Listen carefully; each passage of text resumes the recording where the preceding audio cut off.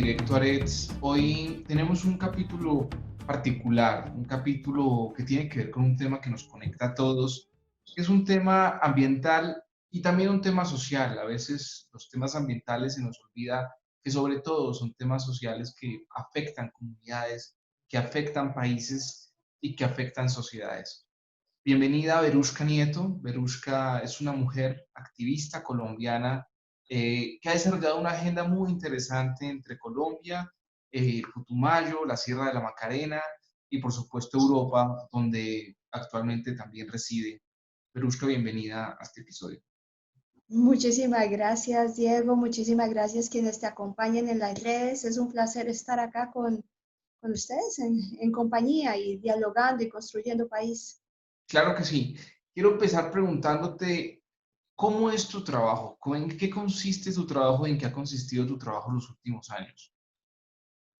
Bueno, mi trabajo privado, yo soy administradora de empresas y tengo negocios y hago en Medio Oriente y en Egipto. Y por el otro lado, como colombiana, viviendo fuera de Colombia hace más de 20 años, pues he sido cofundadora de una ONG en Bélgica y allí me he dedicado como a recopilar y hacer investigación desde el 2013, muy específicamente en el área de manejo especial de la Macarena, en el Piedemonte Orinocense y en el Piedemonte Amazónico.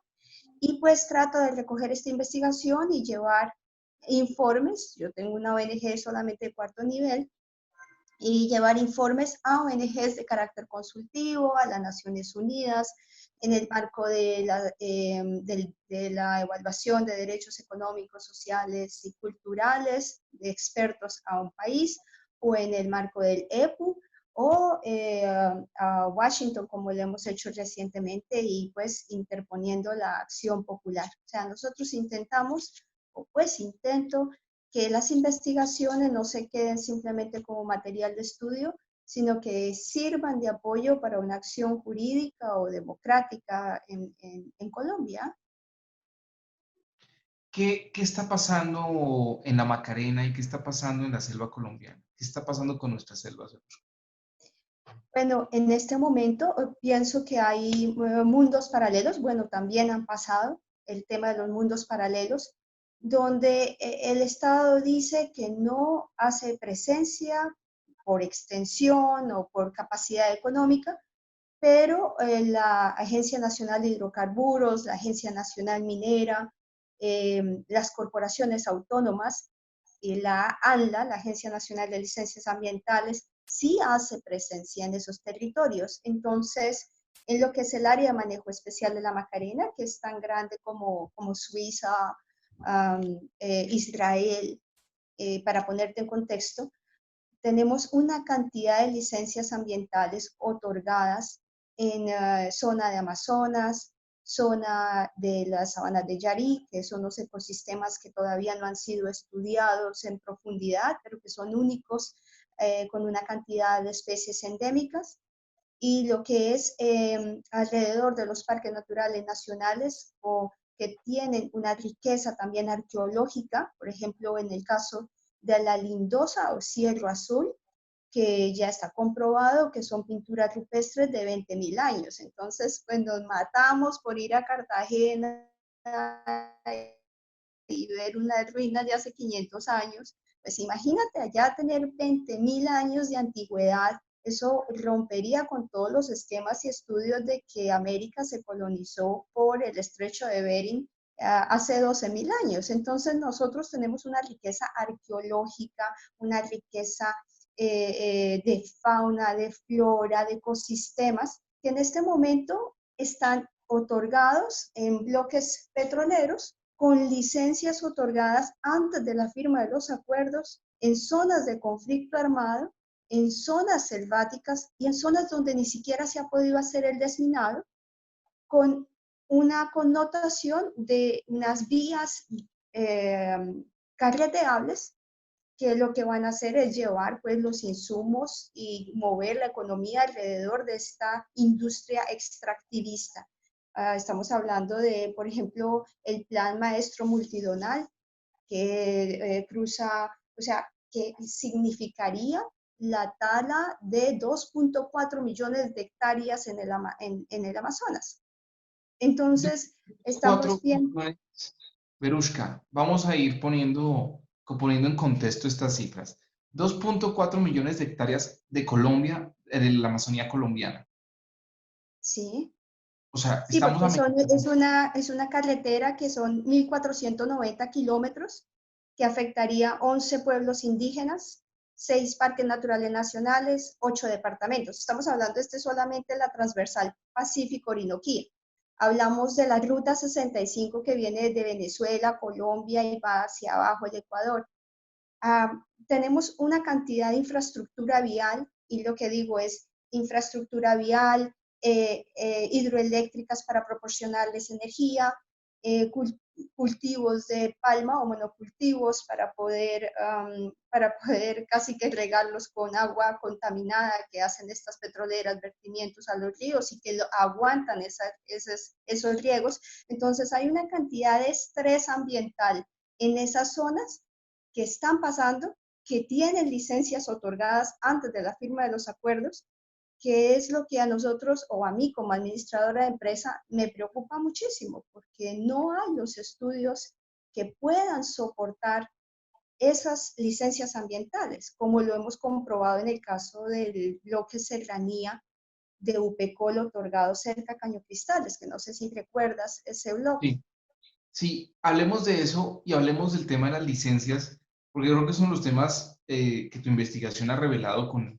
digamos, con mayor lucidez. Y es este tema de cómo los gobiernos estaban otorgando licencias ambientales antes de la firma de los acuerdos de La Habana, o sea, en un país en conflicto, un país donde todas estas regiones, pues el Yadí, para abajo era una región supremamente importante para el grupo FARC y por supuesto para una cantidad de grupos al margen de la ley.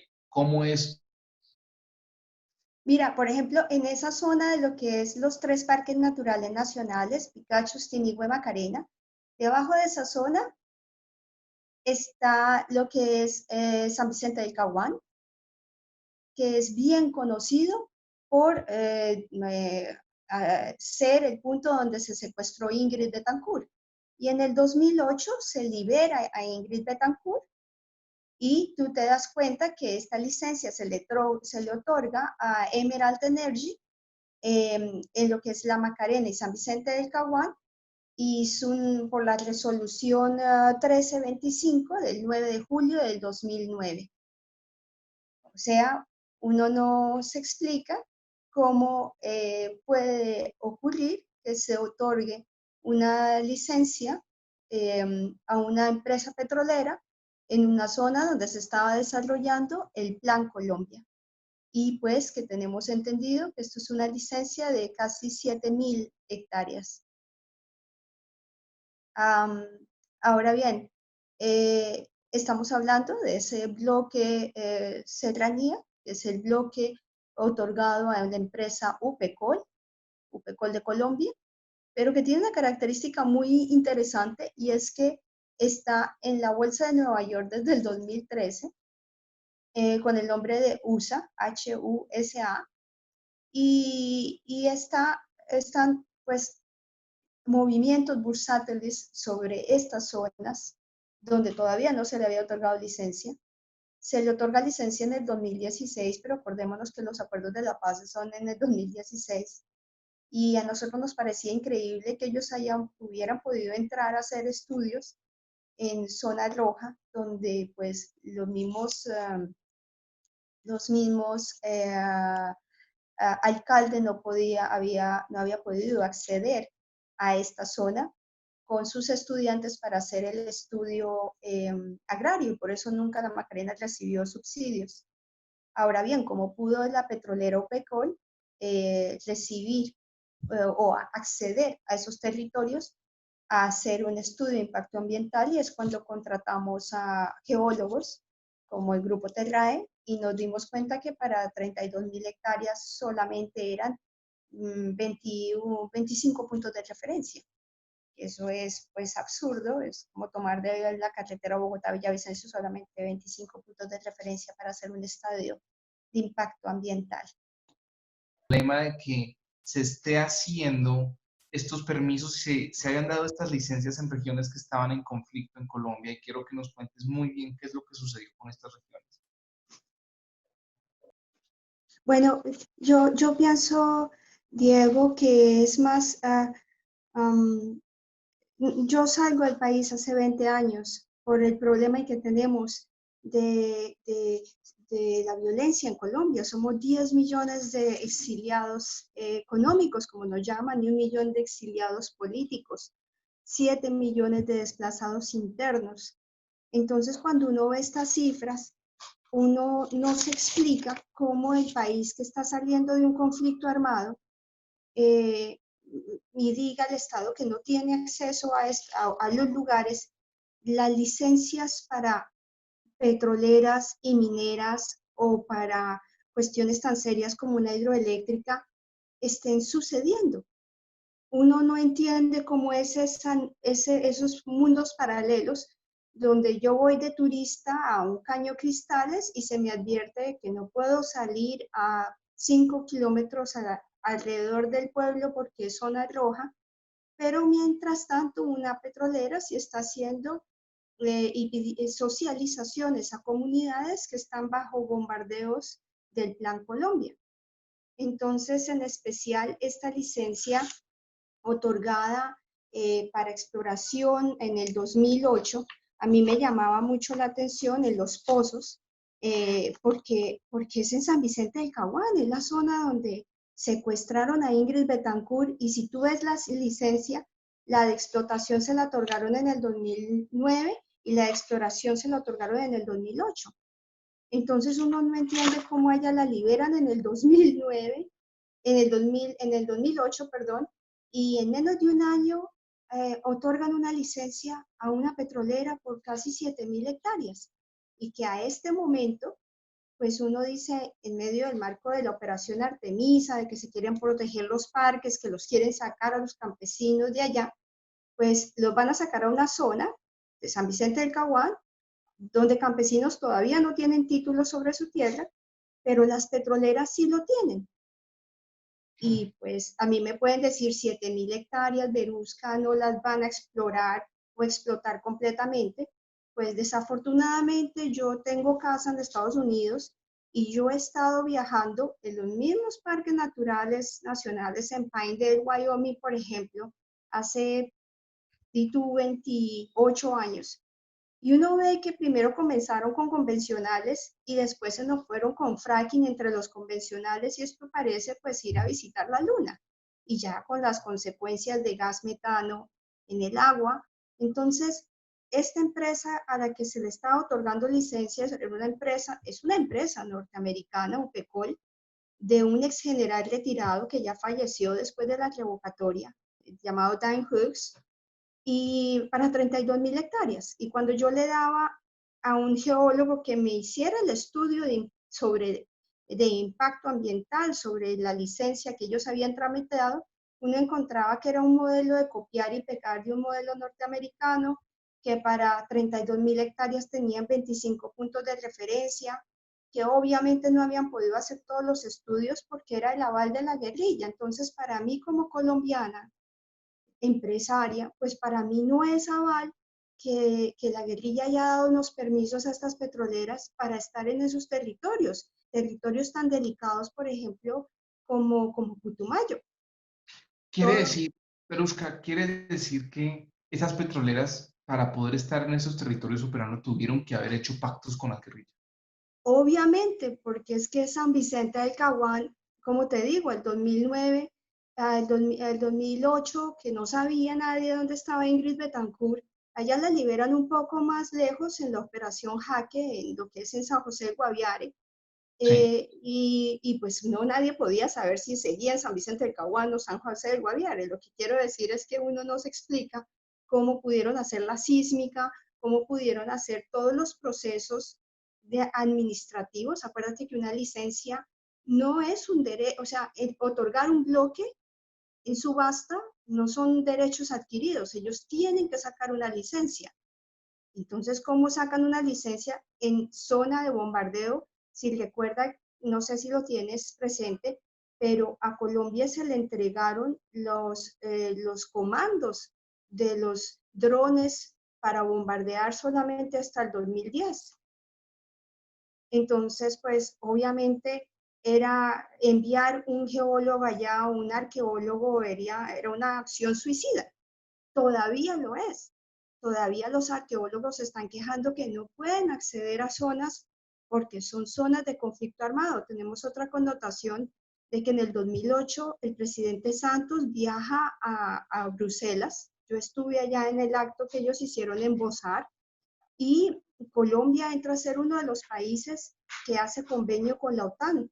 Es el único país latinoamericano porque le vamos a enseñar a desminar, porque hasta el 2018 éramos el segundo país más minado del planeta.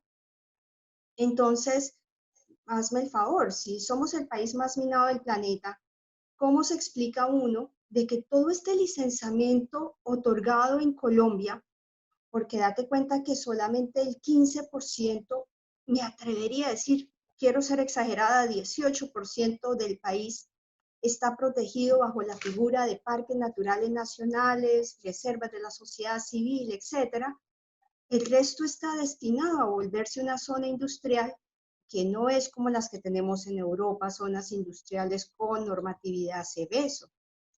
Entonces, para mí es gravísimo que todas estas licencias se estén otorgando en el piedemonte orinocense, en el piedemonte amazónico, que es donde está la recarga hídrica y donde bajan los ríos que nutren a toda la Orinoquía y todo lo que es la Amazonía. Y Claro. que los talas que se están haciendo, por ejemplo, el seguimiento que yo le hacía desde el 2015, Diego, en el 2018, para ponerte un ejemplo, de 9.551 focos de calor en el área de manejo especial de la Macarena, 5.706 benefician a bloques petroleros con licencias otorgadas. Esto es muy grave porque allá la corporación autónoma dice que no tiene recursos para hacer los planes de manejo integrado ambiental, que obviamente les van a decir que no se puede porque es zona selvática.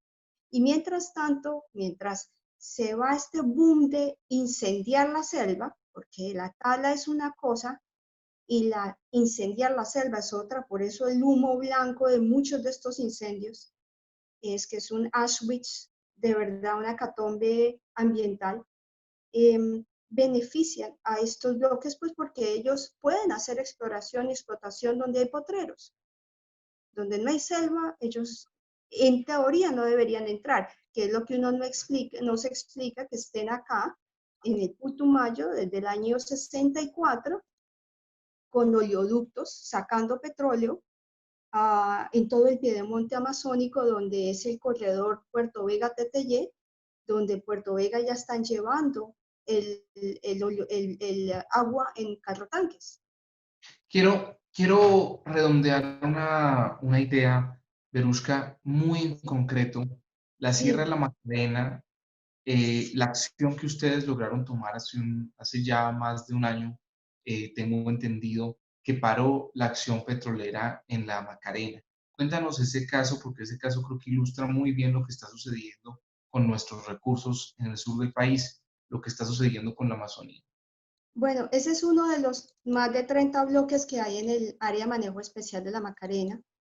Ese era el bloque Serranía, que estaba a 65 kilómetros de Cañocristales, y pues al que le otorgan licencia en el 2016, y en el que, gracias al trabajo que hicimos, le pudimos hacer un seguimiento y una asesoría a las comunidades que estaban muy bien organizadas, donde pudieron hacer su cabildo, su preaudiencia, su audiencia, y ellos todos, en una audiencia que duró 10 horas, una audiencia larguísima, todos dieron de que no querían una incursión petrolera en esa zona, porque ya tienen la experiencia de los pozos en San Vicente del Caguán, y pudimos llevar científicos para hacer ese estudio. Cuando otorgaron la licencia, gracias a que nosotros habíamos puesto terceros intervinientes, pues nos llega la noticia de que aprobaron la licencia, porque cuando aprueban la licencia, pues esto no tienen que darle ni a razón ni a la alcaldía ni a gobernación, no, es dentro del proceso de licenciamiento que estos procesos se desarrollan. Entonces, gracias a esos terceros intervenientes, pudimos presentar el recurso de deposición y demostrar ahí que la Corporación Autónoma Cormacarena había engavetado literalmente el plan de manejo integrado ambiental. Y pues la ANLA otorga una licencia sin este plan de manejo integral, que es como otorgar un título sin tesis. Ese solamente es un ejemplo para mostrar la situación de los otros bloques que hay alrededor. Desafortunadamente, desde el 2015 comienza una deforestación sin precedentes, lo que yo llamo un conflicto ambiental sin precedentes en Colombia, que comienza esta deforestación en la Amazonía colombiana, en lo que es el sur del Meta, Guaviare, Caquetá, todo lo que queda sobre la cuenca sedimentaria Putumayo-Caguán. Entonces nosotros presentamos la acción popular, primero para que se respete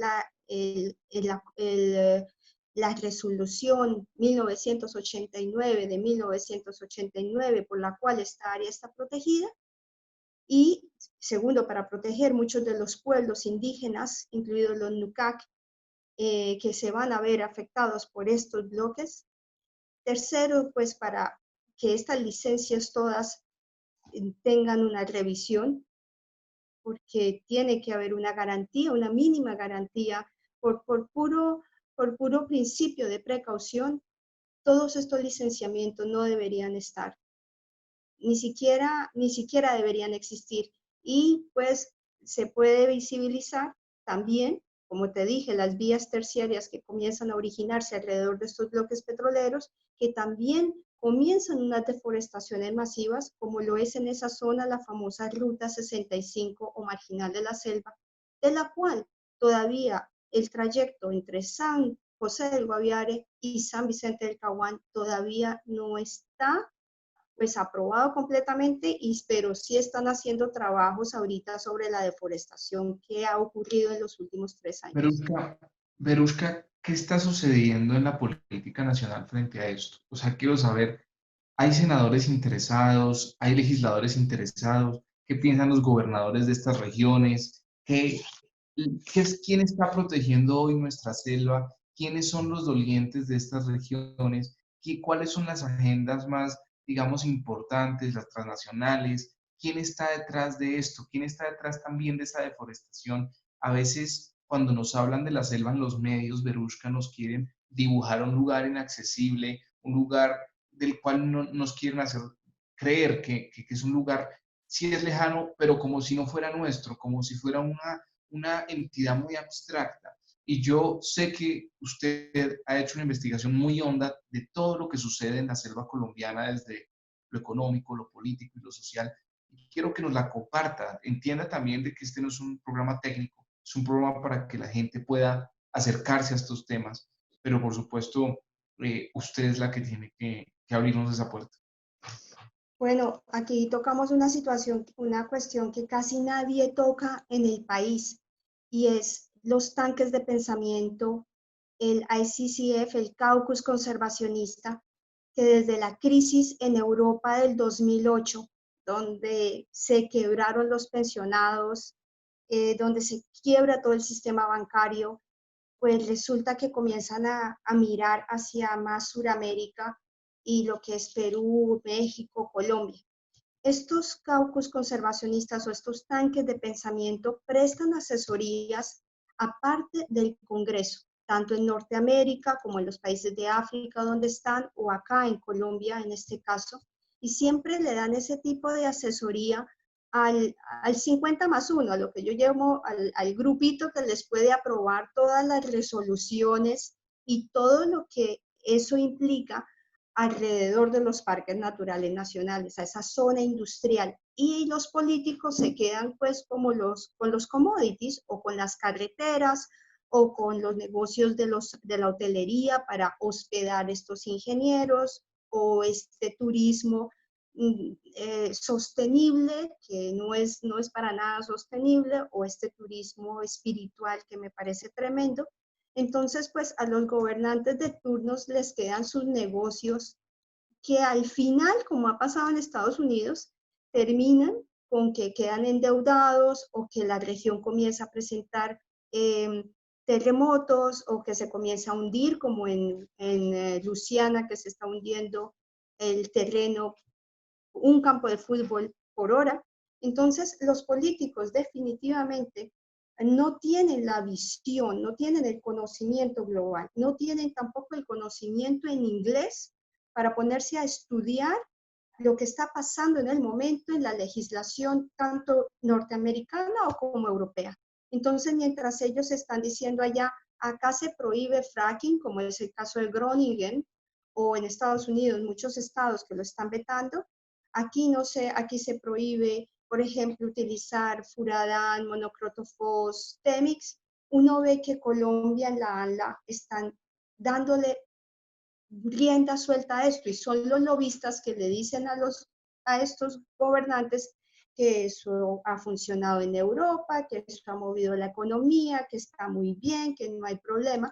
Y pues desafortunadamente nuestros gobernantes se dejan creer ese cuento y nos llevan a todos a una esquizofrenia económica donde copiamos modelos que han llevado a Norteamérica, por ejemplo, o a los países desarrollados a estar entre el top 10 de países más endeudados, en el top 10 de los países más enfermos, entre el top 10 de los países más contaminados, y nosotros estamos copiando esos modelos y estamos reciclando todos sus inventarios.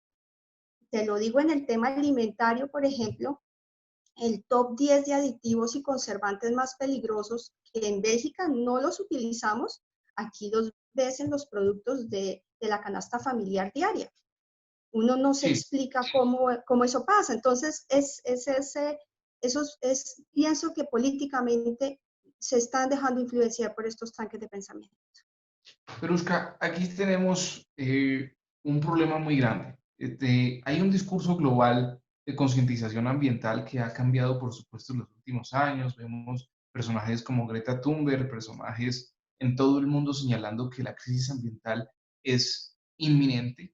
Tenemos un privilegio como país de tener unos recursos realmente extensos y realmente, pues, unos recursos muy vastos realmente, pero al mismo tiempo tenemos un modelo económico que está amenazando esos recursos y vemos que no hay un cambio serio. Yo me puedo acercar mucho a la investigación que has hecho y revisando los papeles, pues le cuento a mi audiencia, hemos revisado esto también en Bruselas hace más de 5 meses, estuve en Bruselas revisando también con Verushka, revisando estos documentos y realmente hay una investigación muy honda en lo que tú tienes, una investigación que plantea dos problemas. Uno, de que el modelo que está llevando Colombia es un modelo muy arcaico, un modelo que ha fracasado en otros países y un modelo que ha producido problemas serios ambientales como el fracking, como la destrucción de los recursos hídricos y la contaminación ambiental general. Y dos, que hay una situación de violencia y pauperización del Estado en estas regiones que hace también inaccesible una política seria y también un manejo serio de esa política. Pero hay un problema.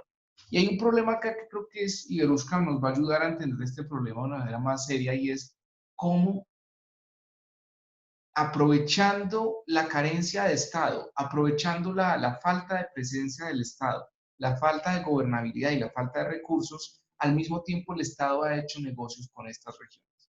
Y aquí hay algo que tenemos que decir y muy claro y muy duro, y es que cómo es posible que estén haciendo negocios en regiones donde no llega el Estado. O sea, el Estado está ahí para explotar, para permitir que se exploten estas regiones, pero no está para ayudar a las comunidades. Vemos en el caso del COVID, la Amazonía es una de las regiones más afectadas por el COVID, pero entonces, ¿cómo es este juego y cómo todos como país estamos perdiendo con esta estructura, Verushka? Quiero que nos cuentes eso.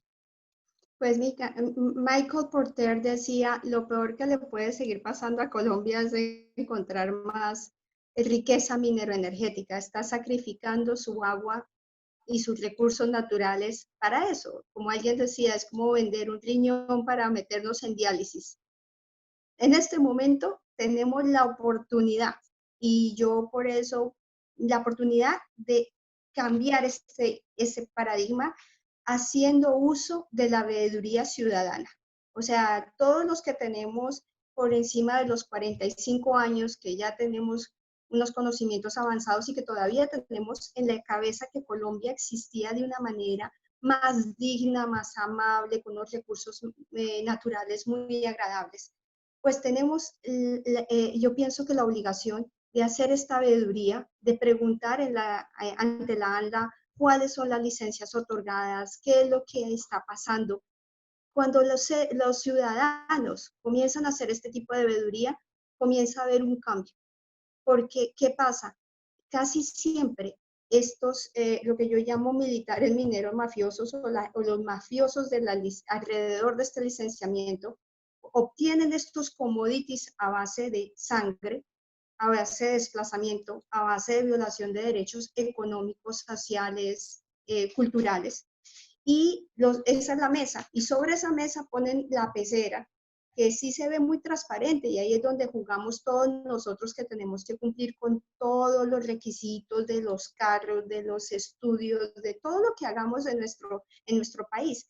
Entonces yo pienso que esa base donde se sentó esta agenda mineroenergética tan agresiva con el segundo país más biodiverso del mundo debería ser revisada a conciencia por todo el mundo. Y lo segundo, yo pienso que podríamos hacer un llamado a las Naciones Unidas, que ellos saben las implicaciones que ha tenido para Irán, para Irak, para Siria, para Afganistán, el problema que Europa tiene con los asilados ahogándose en el Mediterráneo. Ellos saben que en este momento en Colombia eh, utilizaron o saben los recursos naturales que tenemos, utilizaron a Colombia como plataforma de lanzamiento de los 17 Objetivos de Desarrollo Sostenible, que es la estrategia a nivel mundial. Más de 160 países están aplicando esta estrategia, empresas, para mitigar el cambio climático. Entonces, las Naciones Unidas no pueden utilizar Colombia como plataforma de lanzamiento en el 2015 y en el 2016 el 80% del país, hasta con 7 licencias mineroenergéticas por metro cuadrado para todo lo que es de fósiles. Quiero preguntarle, Verushka, por un tema de la violencia y de la persecución a los líderes sociales. Tengo entendido y que varios de los líderes sociales que usted ha apoyado en estas regiones han sido asesinados, que hay Sí. una amenaza constante a los liderazgos que protegen los recursos, y ya varias personas en la Corte Penal Internacional y en comunidades en Europa han venido señalando de que en Colombia, donde hay recursos, hay líderes sociales y hay asesinatos, que hay una correlación monstruosa y una correlación muy triste entre líderes protegiendo los recursos y los asesinatos de estos líderes. Asesinatos que yo no voy a acusar aquí a nadie, porque no es mi papel como periodista, pero asesinatos que favorecen usualmente las agendas, pues, de los grandes explotadores de esas tierras. Eso ya pasó en Colombia en años anteriores, ya probado, no ahora, pero en los años, digamos, del paramilitarismo serio, se ha comprobado muchísimas veces digamos, las alianzas macabras entre los políticos corruptos, los narcoparamilitares o guerrillas también, y las transnacionales. Pero yo quiero hablar de la actualidad, de lo que usted ha descubierto y ha encontrado en sus investigaciones. ¿Se ha descubierto esta situación actualmente en Colombia? Sí, para mí es muy claro. Yo nunca lo había vivido en carne propia. Yo nunca me hubiera imaginado esto. Y después de que logramos la revocatoria del bloque de Serranía, eh, comenzaron los asesinatos de los presidentes de las diferentes juntas de acción comunal que habían trabajado con nosotros para esa revocatoria.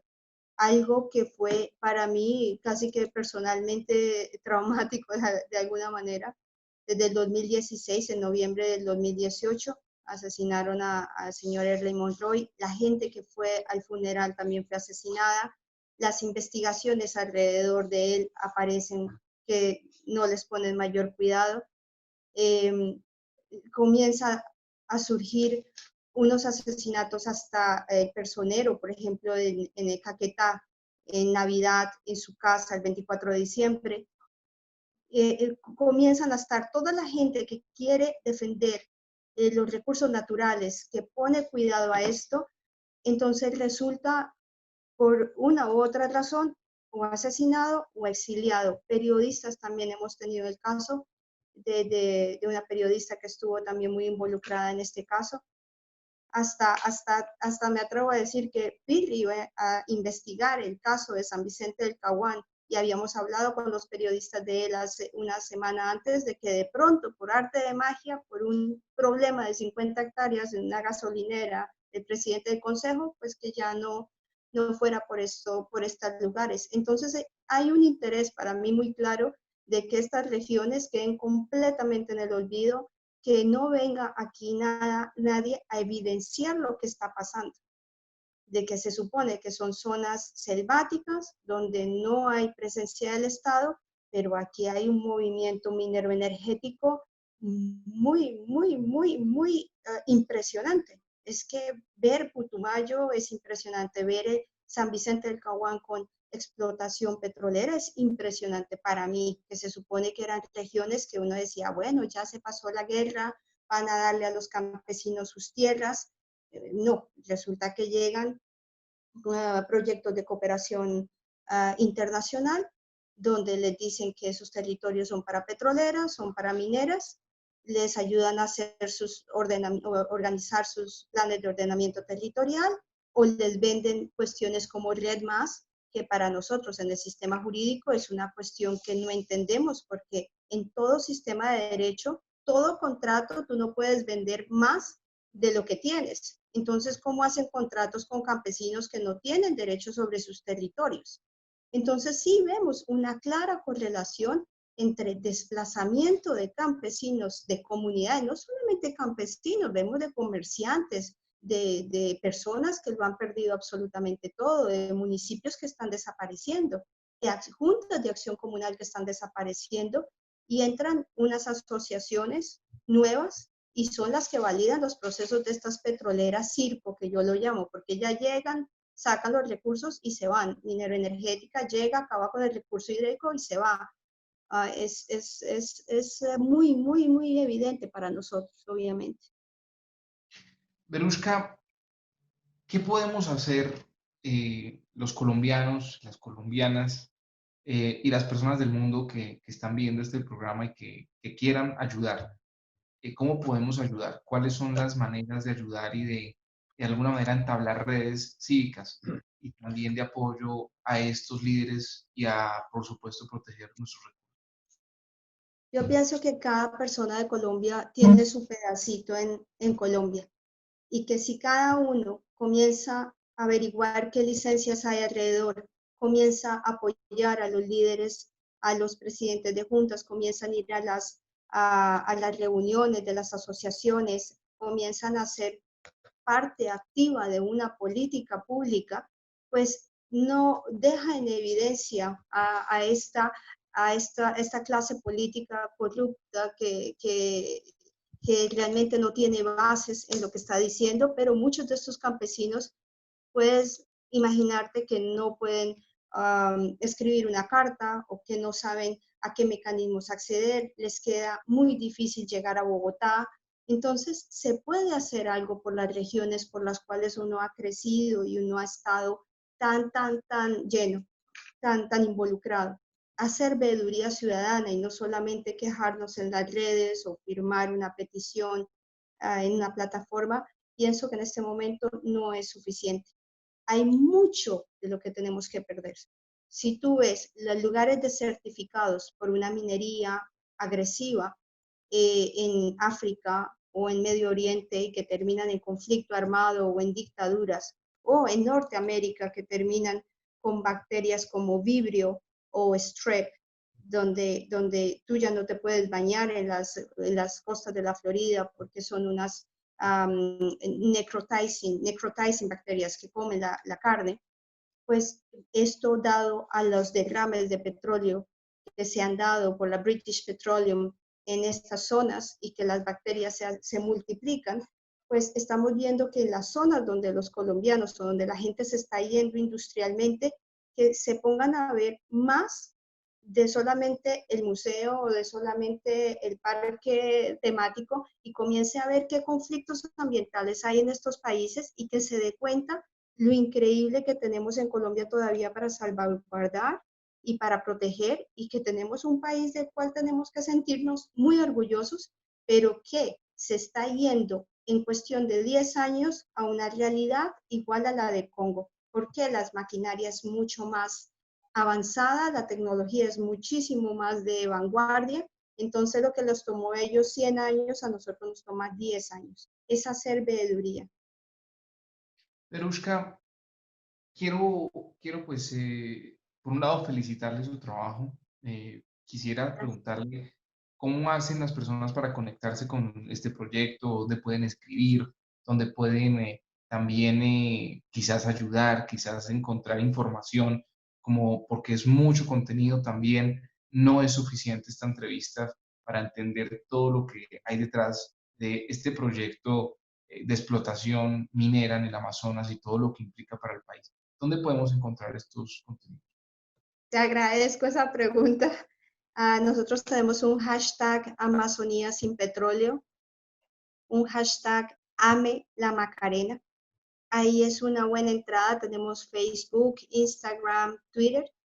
Y tenemos en este momento la acción popular en un blog, en el blog de Amazonía sin petróleo.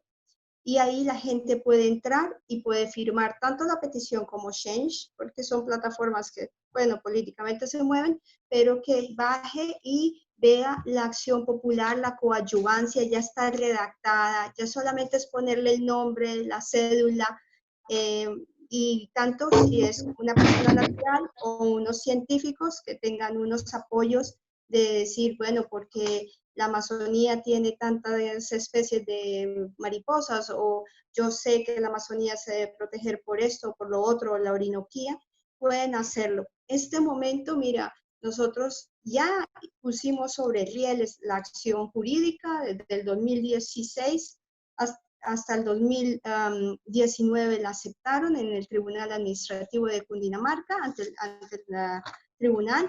Entonces, ya es solamente que la gente se sume a esa acción jurídica de una manera más sin pereza, ir a coger el papel, firmarlo, hacerlo llegar o contactarnos vía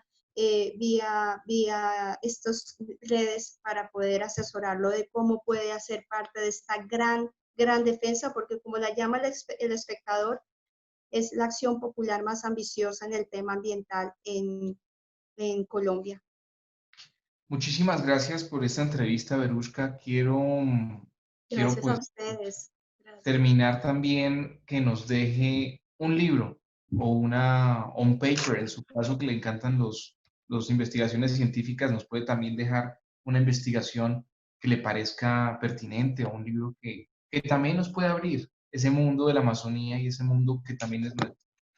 Bueno, yo pienso que un río que es innegable para leer en el tema de la Amazonía es el libro de Wade Davis, El río.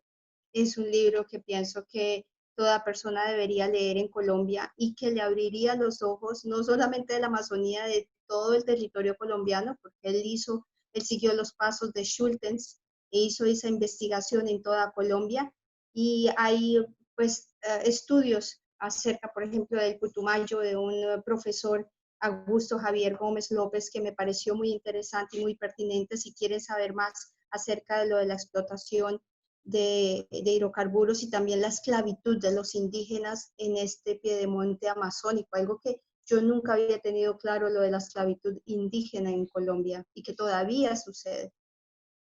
Muchísimas gracias. Por supuesto, hablamos de lo que se retrató tanto en La Vorágine, de la explotación cauchera también, la famosa Casa Arana y de todo lo que fue, porque es que la historia de explotación del Amazonas no es de hoy, es una historia larga.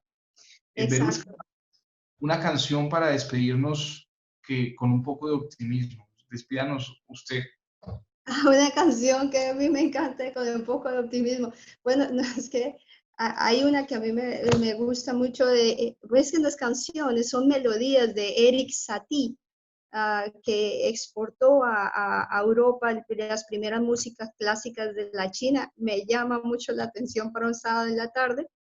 Y si es más del tema personal, creo que un brindis de Dalía me llama la atención también. Por eso, por darnos una brindis al alma, entregarle la intuición al alma mía. Bueno, Belushka, muchísimas gracias. Gracias a ustedes, un placer hablar con ustedes.